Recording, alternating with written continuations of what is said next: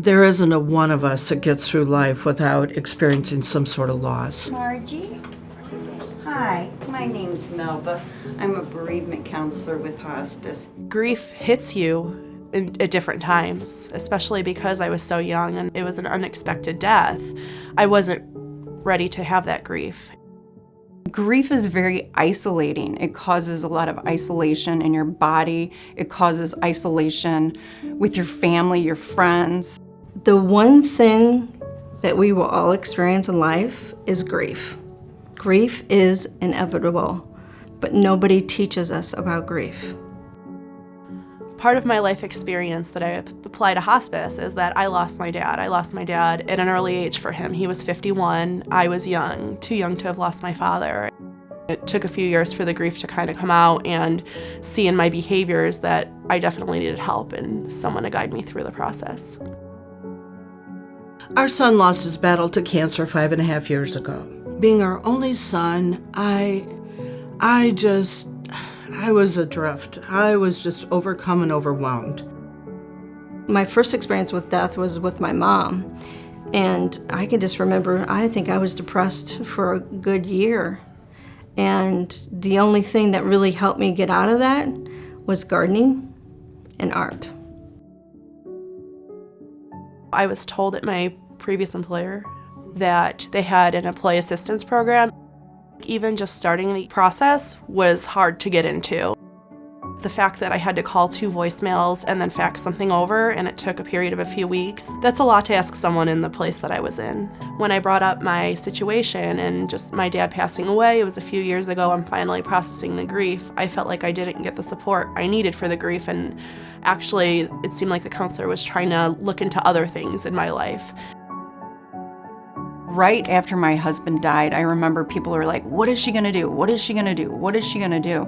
And I was like, oh my gosh, I gotta do something. Like, I gotta do something, do. So I was working and working and working and working, not even recognizing that I was in this state of like being chased by a bear in the woods, and like you're just going until you hit a brick wall and you're like, I can't, it's not really working.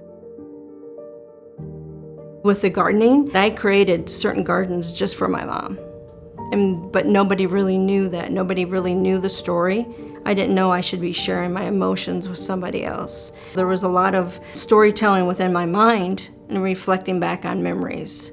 I got to think back of the years as a child and growing up and seeing her plant flowers. I didn't know that I should be sharing my story with somebody else. It's important to have a place like that for people to know that it's okay to express these things. It's okay to tell your story.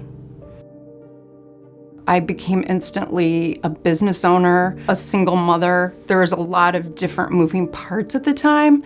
I did therapy, I worked with a life coach, I went on retreats, I just really didn't leave any stone unturned and just kept digging and digging.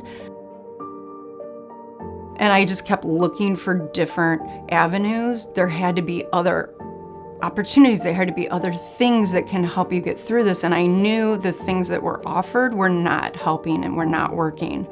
When I was going through processing the grief about my dad, I wish I knew the other resources that were available through Hospice of Kankakee Valley, and that there were people that were versed in grief and able to talk me through it and realize what I was going through was absolutely normal. So during my grief process, if I knew that an agency like Hospice of Kankakee Valley was there to provide services like this for me, I'm pretty sure my grief wouldn't have been as deep and prolonged as it was. I feel like there's a part of me honoring my mom by the work that I do.